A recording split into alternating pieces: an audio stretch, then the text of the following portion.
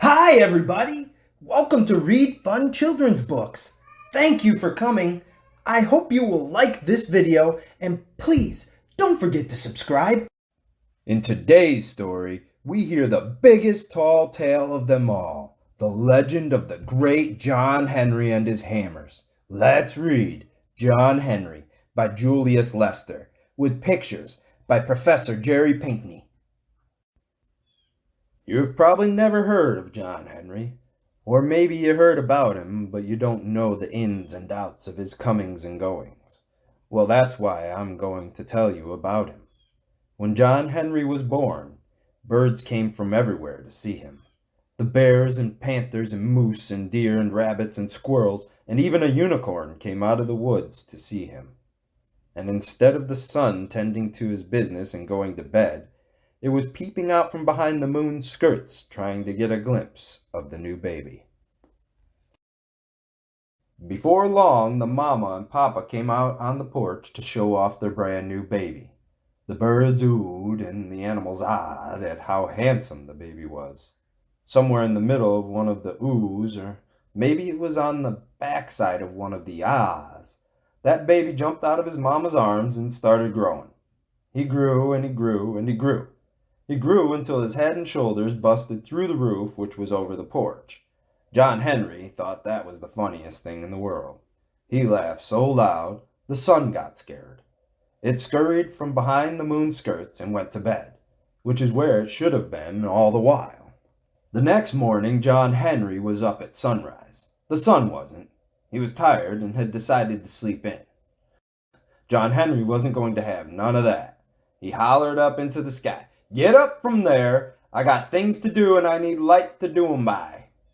The sun yawned, washed its face, flossed and brushed its teeth, and hurried up over the horizon. That day, John Henry helped his papa rebuild the porch he had busted through, added a wing onto the house with an indoor swimming pool and one of them jacuzzis. After lunch, he chopped down an acre of trees and split them into fireplace logs and still had time for a nap before supper. The next day, John Henry went to town. He met up with the meanest man in the state, ferret-faced Freddy, sitting on his big white horse. You know what he was doing? He was thinking of mean things to do. Ferret-faced Freddy was so mean, he cried if he had a nice thought. John Henry said, "Freddy, I'll make you a bet. Let's have a race. You on your horse, me on my legs. If you and your horse win, you can work me as hard as you want for a whole year. If I win, you have to be nice for a year." Ferret-faced Freddy laughed an evil laugh. "It's a deal, John Henry." His voice sounded like bat wings on tombstones. The next morning, folks lined up all along the way the race would go. John Henry was ready. Ferret-faced Freddy and his horse were ready. Bang! The race was on. My great-granddaddy's brother's cousin's sister-in-law's uncle's aunt was there that morning. She said everybody saw Ferret-faced Freddy ride by on his big white horse, and they were sure enough moving. Didn't nobody see John Henry. That's because he was so fast, the wind was out of breath trying to keep up with him. When Ferret-faced Freddy crossed the finish line, John Henry was already on the other side, sitting in a rocking chair and drinking a soda mom. After that, Ferret-faced Freddy was so nice, everybody called him Frederick the Friendly. John Henry decided it was time for him to go on down the big road. He went home and told his mama and daddy goodbye. His daddy said, "You got to have something to make your way in the world with, son. These belong to your granddaddy." And he gave him two 20-pound sledgehammers with 4-foot handles made of whalebone. A day or so later, John Henry saw a crew building a road. At least, that's what they were doing until they came on a boulder right smack dab where the road was supposed to go. This was no ordinary boulder. It was as hard as anger, and so big around it took half a week for a tall man to walk from one side to the other. John Henry offered to lend them a hand. "That's all right. We'll put some dynamite to it." John Henry smiled to himself. "Whatever you say." The road crew planted dynamite all around the rock and set it off. Kaboom! Blamity! Blamity! Boom! Boom! Boom! Bang! Boom! Bang! That dynamite made so much racket, the Almighty looked over the parapets of heaven and hollered, "It's getting too noisy down there." The dynamite kicked up so much dirt and dust, it got dark. The moon thought night had caught her napping, and she hurried out so fast, she almost bumped into the sun, who was still climbing the steep hill toward noontime. When all the commotion from the dynamite was over, the road crew was amazed. The boulder was still there. In fact, the dynamite hadn't knocked even a chip off it. The crew didn't know what to do. Then they heard a rumbling noise. They looked around. It was John Henry laughing. He said, "If you gentlemen would give me a little room, I got some work to do." "Don't see how you can do what dynamite couldn't," said the boss of the crew. John Henry chuckled. "Just watch me." He swung one of his hammers round and round his head. It made such a wind that leaves blew off the trees and birds fell out of the sky. The hammer hit the boulder. That boulder shivered like you do on a cold winter morning when it looks like the school bus is never going to come. The boulder shivered like the morning when freedom came to the slaves. John Henry picked up his other hammer. He swung one hammer in a circle over his head. As soon as it hit the rock, the hammer in his left hand started to make a circle. Soon the one hammer followed the so closely it sounded like they were falling at the same time. Chips and dust were flying from the boulder so fast that John Henry vanished in sight, but you could still hear his hammers. The air seemed to be dancing to the rhythm of his hammers. The boss of the road crew looked up. His mouth dropped open. He pointed into the sky. There, in the air above the boulder, was a rainbow. John Henry was swinging the hammer so fast, he was making a rainbow around his shoulders. It was a shining and shimmering in the dust and grit like hope that never dies. John Henry started singing, "I got a rainbow tied round my shoulder. It ain't gonna rain, no it ain't gonna rain.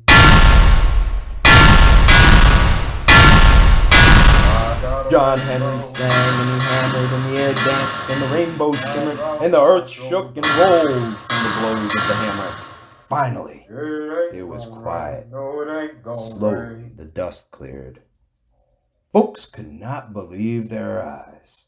The boulder was gone. In its place was the prettiest and straightest road they had ever seen. Not only had John Henry pulverized the boulder into pebbles, he had finished building the road. In the distance, where the new road connected to the main one, the road crew saw John Henry waving goodbye, a hammer on each shoulder, the rainbow draped around him like love. John Henry went on his way. He had heard that any man good with a hammer could find work building the Chesapeake and Ohio Railroad through West Virginia. That was where he had been going when he stopped to build the road. The next day, John Henry arrived at the railroad. However, work had stopped.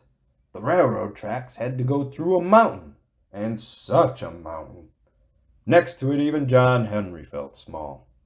But a worker told John Henry about a new machine they were going to use to tunnel through the mountain. It was called a steam drill. It can hammer faster and harder than 10 men, and it never has to stop and rest. The next day, the boss arrived with the steam drill. John Henry said to him, "Let's have a contest. Your steam drill against me and my hammers." The man laughed.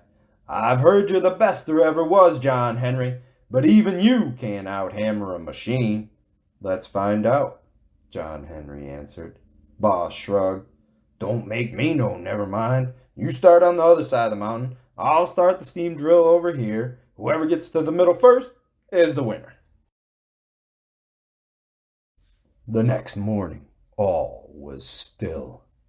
The birds weren't singing and the roosters weren't crowing. When the son didn't hear the rooster, he wondered if something was wrong, so he rose a couple of minutes early to see. What he saw was a mountain as big as hurt feelings. On one side was a big machine hooked up to hoses. It was belching smoke and steam. As the machine attacked the mountain, rocks and dirt and underbrush flew into the air. On the other side was John Henry. Next to the mountain, he didn't look much bigger than a wish that wasn't going to come true. He had a 20-pound hammer in each hand and muscles hard as wisdom in each arm. As he swung them through the air, they shone like silver, and when the hammers hit the rock, they rang like gold. Before long, tongues of fire leaped out with each blow.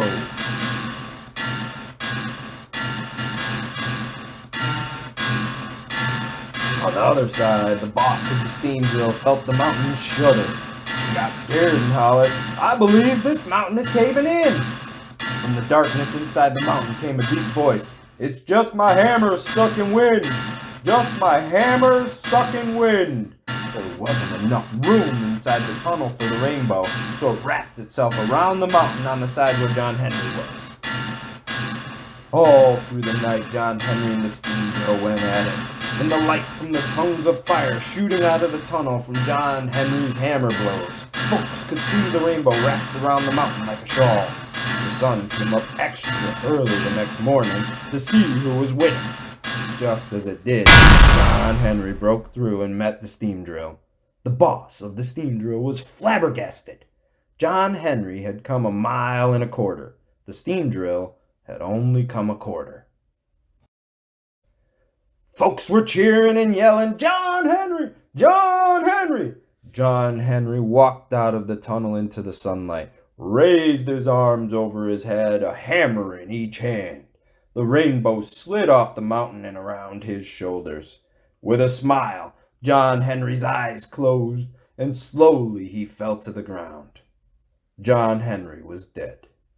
He had hammered so hard and so fast and so long that his big heart had burst. Everybody was silent for a minute. Then came the sound of soft crying. Some said it came from the moon. Another one said she saw the sun shed a tear. Then something strange happened. Afterwards, folks swore the rainbow whispered it. I don't know. But whether it was a whisper or a thought, everyone had the same knowing at the same moment. Dying ain't important. Everybody does that. What matters is how well you do your living. First one person started clapping, then another and another. Soon everybody was clapping. The next morning, the sun got everybody up early to say goodbye to John Henry.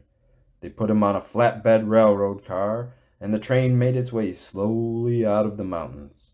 All along the way, folks lined both sides of the track, and they were cheering and shouting through their tears, "John Henry! John Henry!" John Henry's body was taken to Washington, D.C. Some say he was buried on the White House lawn late one night while the president and the Mrs. President was asleep. I don't know about none of that. What I do know is this. If you walk by the White House late at night, stand real still and listen real closely. Folks say you just might hear a deep voice singing, "I got a rainbow tied round my shoulder. It ain't gonna rain, no it ain't gonna rain.